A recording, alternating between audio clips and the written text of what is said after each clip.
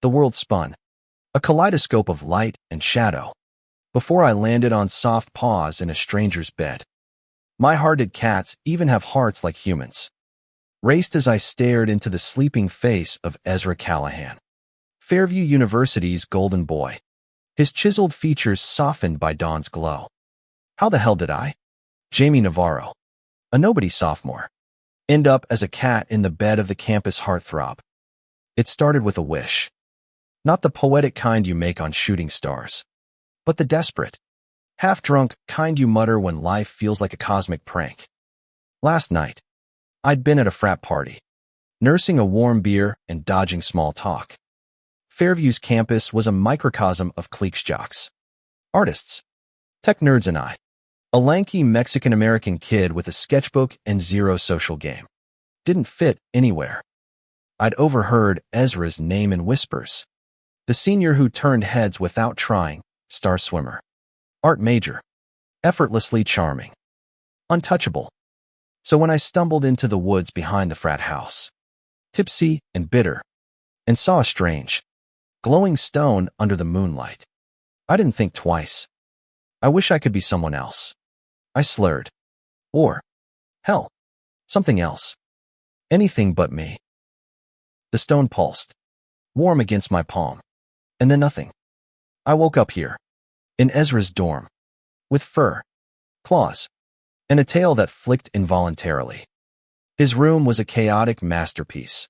Canvases leaned against walls, paint-splattered jeans draped over a chair, and a guitar propped in the corner. The air smelled of coffee and cedarwood, and Ezra, sprawled across the bed, was oblivious to the orange tabby curled at his feet. Me.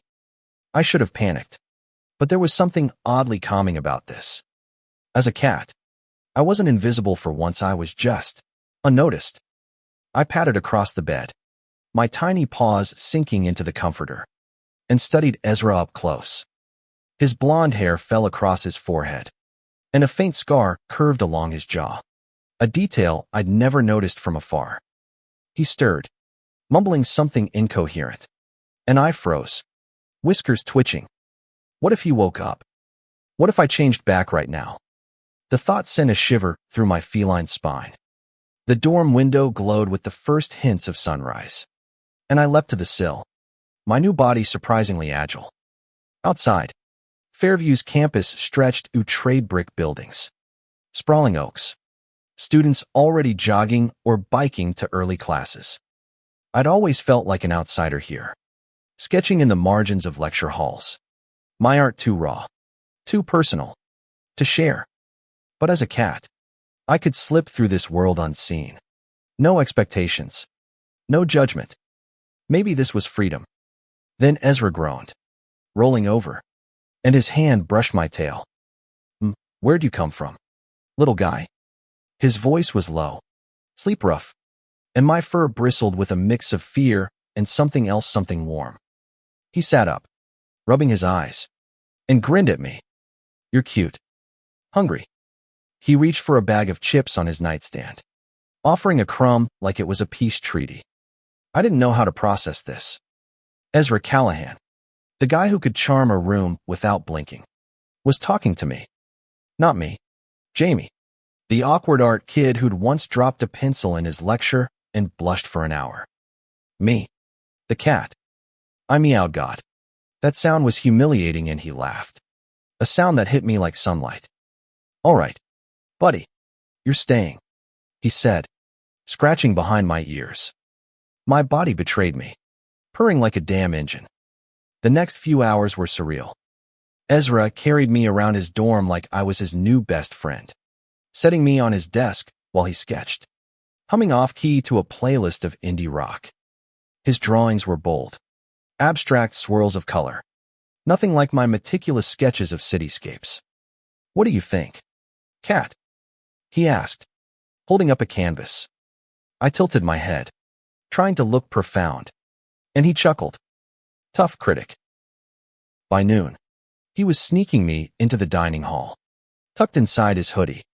The campus buzzed with students, and I caught fragments of their world from my perch. Laughter, gossip, the clatter of trays. Ezra moved through it all with ease, high-fiving friends, flirting with a barista who blushed at his smile. But there was something else, a flicker of exhaustion in his eyes, a tightness in his jaw when someone mentioned his upcoming swim meet. The heartthrob wasn't as untouchable as he seemed. That night, he took me to an art studio, a cramped room in the fine arts building where he painted under flickering fluorescence. I curled up on a stool, watching him mix colors with a focus that made my chest ache. "You ever feel like you're pretending?" he muttered, not looking at me. "Like everyone's watching, waiting for you to screw up." I wanted to answer, to tell him I knew that feeling too well, but all I could do was nudge his hand with my head. He smiled faintly, ruffling my fur. "You're a good listener, Cat." Days blurred into a strange rhythm.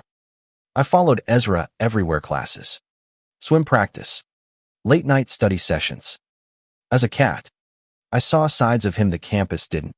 The way he stayed up until 3 a.m. sketching. The way he deflected questions about his family with a quick joke.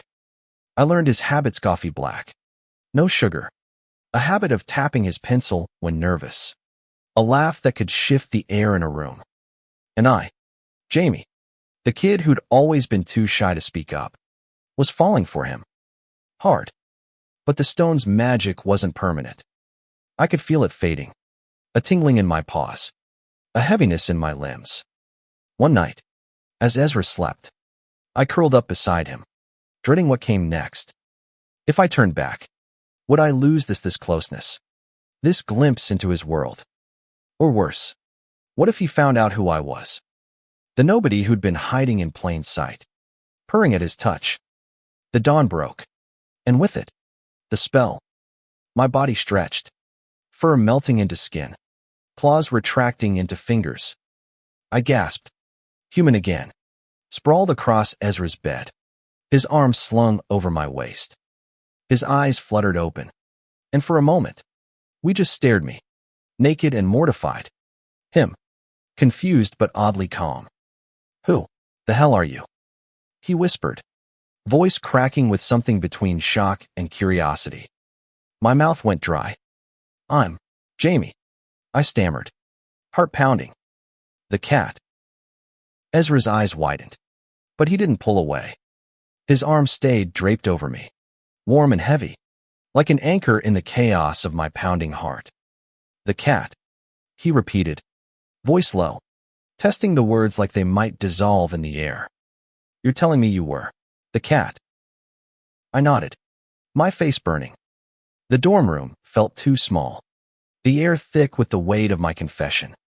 I was acutely aware of my bare skin, the rumpled sheets, and the fact that I was in Ezra Callahan's bed, human, vulnerable, and utterly out of my depth. "I know it sounds insane," I said, scrambling to sit up, clutching the blanket to my chest. "I don't even know where to start." Ezra sat up too, running a hand through his blonde hair, his expression a mix of disbelief and something softer: curiosity, maybe, or amusement. "Start with the part where you ended up in my bed," he said, a faint smirk tugging at his lips. "As a cat, or whatever you are now." I swallowed hard, forcing myself to meet his gaze. His eyes were a piercing blue, like the ocean after a storm, and they held me in place. I told him everything: the frat party, the glowing stone, the drunken wish to be anything but myself. I told him about waking up as a cat, about trailing him through his days, seeing the Ezra nobody else did, the one who sketched until his hands shook, who carried the weight of everyone's expectations like a second skin. My voice cracked as I admitted how much I'd seen, how much I'd felt. He listened, leaning forward, elbows on his knees, his face unreadable. When I finished, the silence was deafening. I braced for him to laugh, to call me crazy, to kick me out. Instead, he tilted his head, studying me like one of his canvases. "So you've been spying on me," he said, but there was no venom in his tone, just a teasing edge that made my stomach flip. "Not spying," I said quickly. I was stuck. I didn't mean to. I cut myself off, realizing how ridiculous I sounded. Look, I'm sorry. I'll go. I didn't know how to change back. Don't. His hand shot out, grabbing my wrist. Gentle but firm. The touch sent a jolt through me, and I froze, my breath catching. Don't go, he said softer. Not yet. I want to understand. I stared at where his fingers wrapped around my wrist, his calloused thumb brushing my pulse point. My heart was a traitor, racing under his touch, and I hated how much I wanted to stay. Why aren't you freaking out? I asked, voice barely above a whisper. Ezra laughed, a short, genuine sound that broke the tension. Oh, I'm freaking out. But I've seen weirder shit than this. He let go of my wrist, leaning back against the headboard. Last year, my roommate swore he saw a ghost in the art studio, and my sister's into all that witchy stuff. Cursed stones. Not the craziest thing I've heard. I blinked, trying to process that Ezra Callahan, campus heartthrob, was taking this in stride. So, you believe me? Let's say I'm open to it. He grinned, and it was the same grin he'd given Macat Muhen. He'd scratched my ears. You're not exactly what I expected to wake up to. Jamie Navarro. The way he said my name, like he was tasting it, made my chest tighten. Nobody ever said my name like that. Nobody ever noticed me. Period. I was the kid who blended into lecture halls, whose sketches stayed hidden in dog-eared notebooks. But Ezra was looking at me now, really looking, and it felt like being seen for the first time. What do we do now? I asked, my voice small. He shrugged, but his eyes didn't leave mine. First, you're borrowing some clothes. Then we figure out what the hell that stone was. He paused, his gaze softening. And maybe you tell me why you wish to be something else. I flinched, the question cutting deeper than I expected. How could I explain years of feeling like I didn't belong? Like my art, my queerness, my very existence was too much or not enough. I ducked my head, muttering, it's complicated. Ezra didn't push. Instead, he tossed me a hoodie and a pair of sweatpants from his dresser, both too big but warm with his scent. Get dressed, he said, turning to give me privacy. We've got a mystery to solve. The next few days were a blur of research and sneaking around. Ezra insisted I stick with him, partly because he didn't trust me not to turn back into a cat, partly because, well, I wasn't sure why. We scoured the library for books on folklore, combed through Fairview's history for any mention of magical artifacts. The stone, I'd learned, was gone when I'd changed back, vanished like it had never existed. Ezra's sister, Lila, a freshman at a nearby college, was our lifeline. Over video calls, she rambled about ley lines and ancient curses, her piercings glinting as she waved her hands. Sounds like a shifter's stone, she said, eyes bright. Rare. Old. Messes with your essence. You're lucky you didn't stay a cat forever. Lucky, I muttered, glancing at Ezra, who was doodling in the margins of his notebook. He caught my eye and winked, and I looked away, my face hot. Being human again was harder than being a cat. As a cat, I could hide behind purrs and whiskers. As Jamie, I was exposed. Every glance from Ezra a reminder of how close we'd been, how close we still were. We hit a dead end with the stone, but something else was shifting. Ezra started inviting me to hang out, not just to research. We'd grab coffee at the campus cafe, where he'd tease me about my taste in music, too emo, or sketch quick portraits of me on napkins. His pencil capturing details I'd never noticed about myself, the curve of my jaw, the way my hair fell over one eye. You're not invisible. You know, he said once, sliding a sketch across the table. You just think you are? I wanted to believe him, but doubt clung to me like damp clothes. Ezra was everything I was: confident, charismatic, wanted. Why was he spending time with me? Was it pity? Curiosity about the cat thing? Or something else? The question gnawed at me, especially at night, when I'd lie awake in my own dorm, replaying the way his hand had felt on my wrist. One evening, we ended up in the art studio again, the air thick with turpentine and possibility. Ezra was painting, his shirt flecked with blue, and I was sketching in my notebook, trying to capture the way the light hit his face. "You're good," he said, peering over my shoulder. "Why don't you show your stuff?" I shrugged, closing the notebook. "It's not good enough." "Bullshit." He set down his brush, stepping closer. "You're scared. I get it. But you can't hide forever, Jamie." Our eyes locked, and the room felt smaller. The air charged. He was close enough that I could see the flecks of green in his blue eyes, the faint stubble on his jaw. My breath hitched, and for a moment, I thought he might, but then his phone buzzed, shattering the moment. He stepped back, muttering an apology, and I cursed myself for hoping. The moment in the studio haunted me. I'd been so close to something real, but Ezra's phone call had yanked us back to reality. It was his coach, reminding him about the regional swim meet, and his face had tightened, the easy charm replaced by a mask of duty. I'd slipped out, mumbling about homework, but really, I needed air. Being around Ezra was like standing too close to a fire warm. Intoxicating, but dangerous. Back in my dorm, I tried to focus on my sketches, but my pencil kept tracing his face, the curve of his smile, the intensity in his eyes. I'd never been good at feelings. Not like this. Growing up in a small Texas town, I'd learned to keep my queerness quiet, my art private. Fairview was supposed to be different, a place where I could be myself, but I still felt like an outsider, always on the edge of everyone else's story. Ezra was the opposite center stage. Always, but I'd seen the cracks in his armor. The late-night confessions to a cat.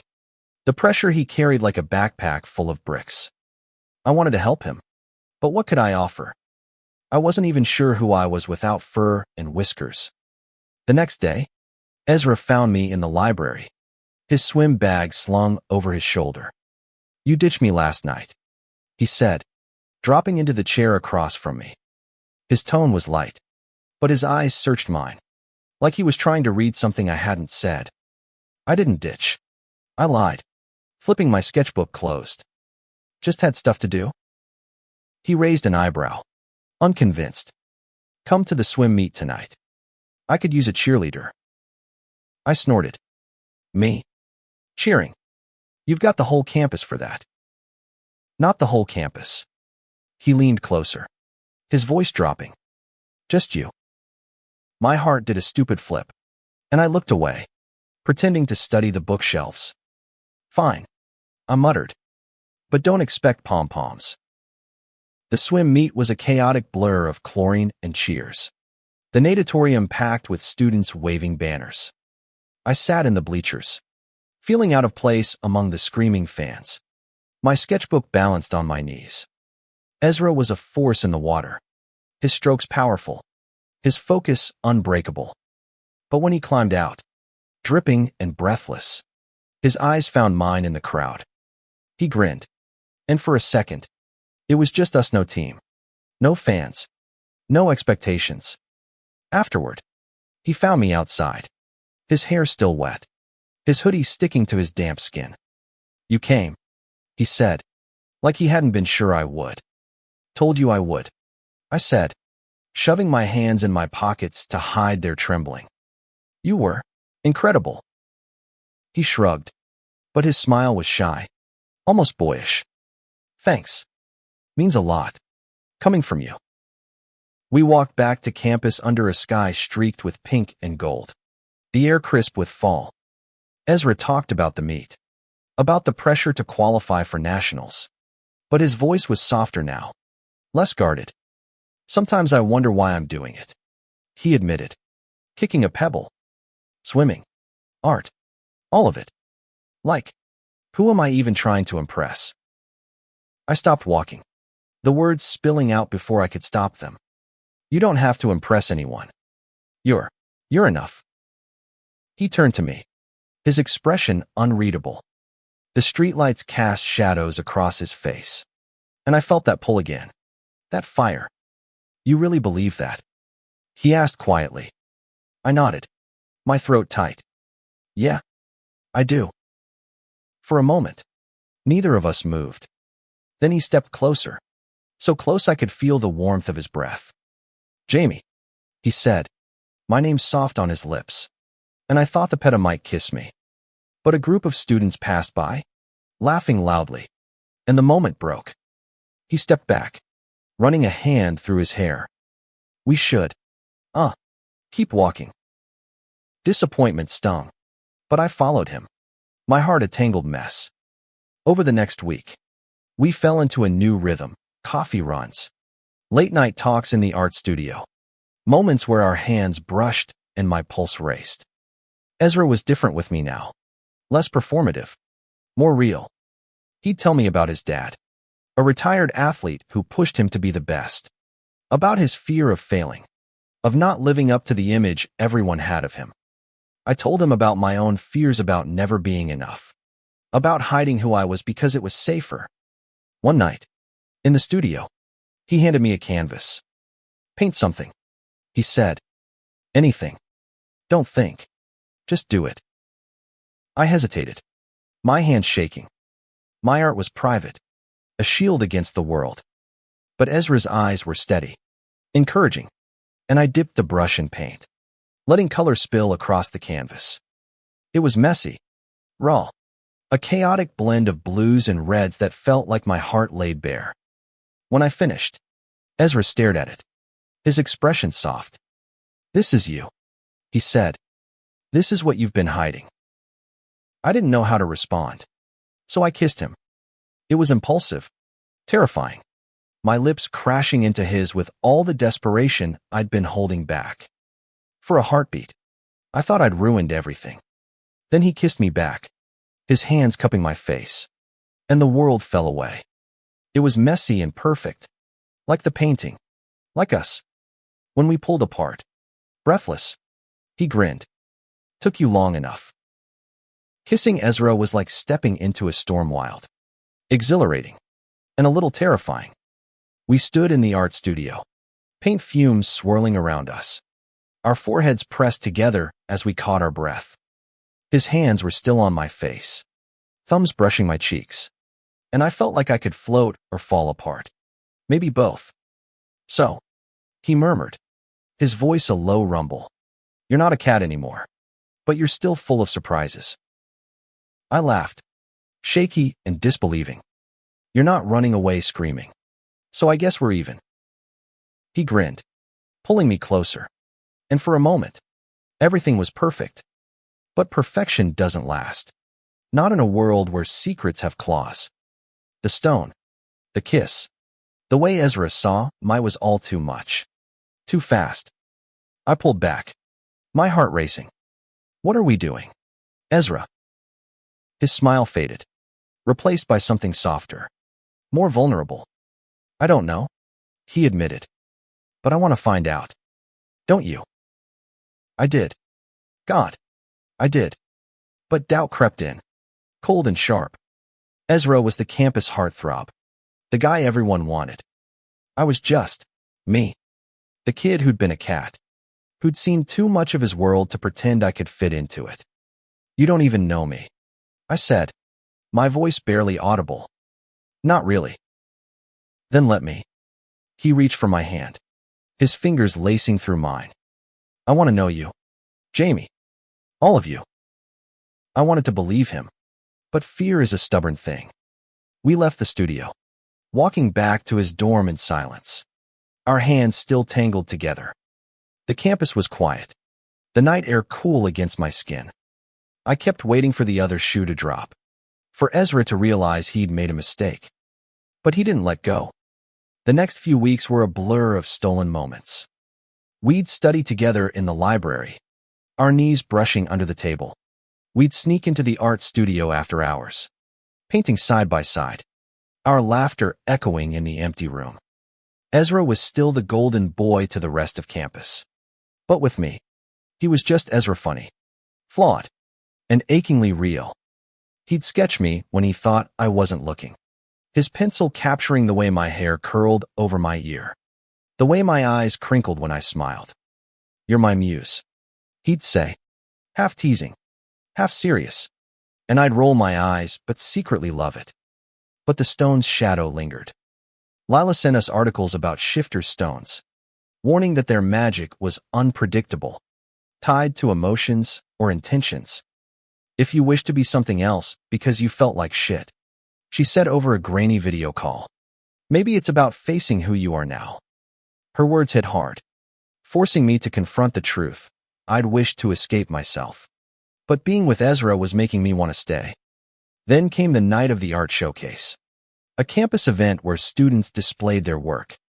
Ezra had convinced me to submit my painting, the messy one from the studio.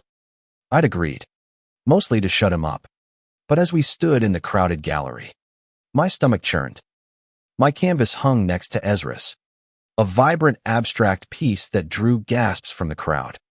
Mine was raw, chaotic, a storm of color that felt like exposing my soul.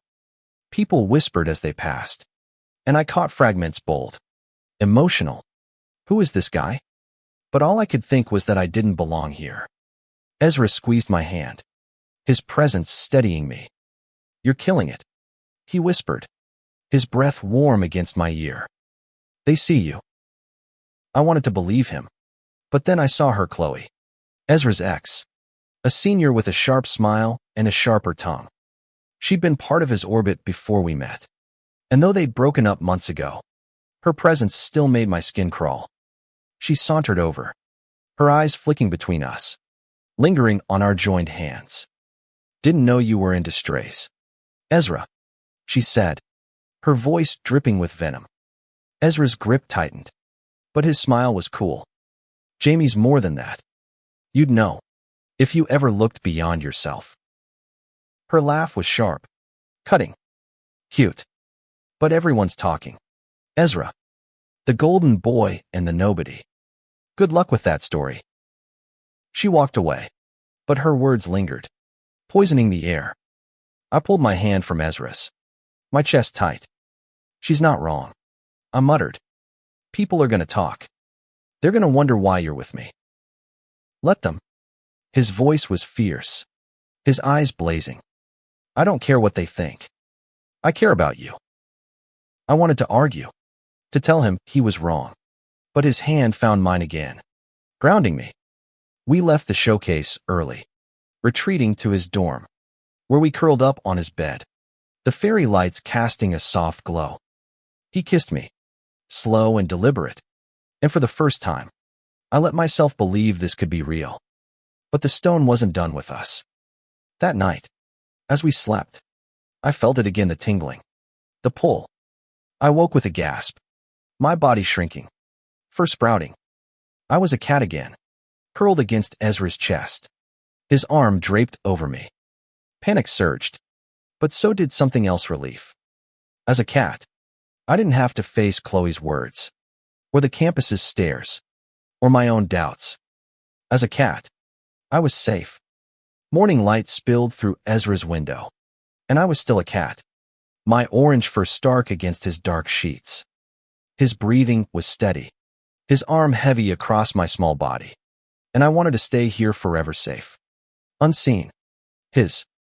But the tingling hadn't stopped, a reminder that this wasn't permanent.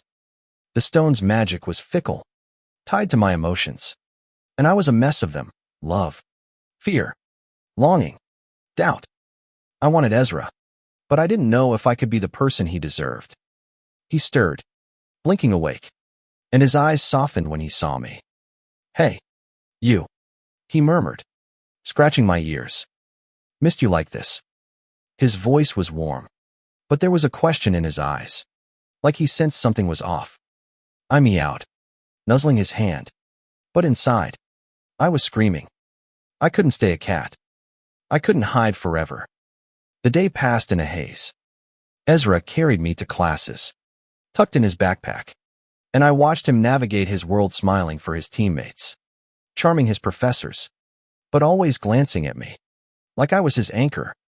At night, he took me to the art studio, where he painted in silence, his brushstrokes heavy with something unspoken. "I know it's you, Jamie," he said suddenly, not looking up. "I don't know how, but I know, and I need you to come back." My heart cat, or human, lurched. I leapt onto his lap, pressing my head against his chest. But I couldn't speak, couldn't explain. He held me close, his voice breaking. "I don't care about the campus, or Chloe, or any of it. I just want you. Human, cat, whatever. Just don't disappear." His words cracked something open in me, a truth I'd been dodging. I'd wished to be something else because I thought I wasn't enough. But Ezra saw me, I saw me, maybe that was enough. The tingling intensified, and I felt my body shift, fur melting away, limbs stretching. I gasped, human again, sitting in Ezra's lap, his arms still around me.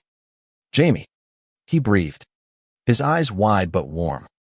"You're back." "I'm sorry," I choked out, tears stinging my eyes. I didn't mean to. I was scared. Of this. Of us. Of not being enough. He cupped my face, his thumbs wiping away my tears. "You're more than enough. You're everything." We kissed, and it was different this time, deeper. Rawer. A promise. The stone's magic faded, its pull gone, as if it had done what it needed to. Lila's words echoed in my mind. The stone was tied to my emotions, my need to face myself. And here, in Ezra's arms, I was starting to. The weeks that followed were messy but beautiful. We navigated the campus whispers, Chloe's barbs, the pressure of Ezra's swim meets, and my art. I submitted more pieces to the showcase, each one bolder, truer. Ezra cheered me on, his pride louder than any crowd. We were far from perfect arguments over dumb things, insecurities that flared, but we faced them together, hand in hand.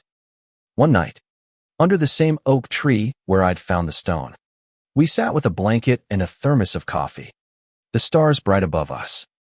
"You ever think about that wish?" Ezra asked, his head resting on my shoulder. "What you'd change, if you could?" I thought about it, loneliness, the fear, the boy who'd felt invisible. "I wouldn't," I said finally. "It brought me here. To you." He smiled, kissing my temple. "Good. Because I'm keeping you." The stone was gone, its magic spent, but it had given me something better, the courage to be seen, to love, to be myself. And as we sat there, tangled together under the night sky, I knew I'd found my place, not as a cat, not as a nobody, but as Jamie, loved and enough.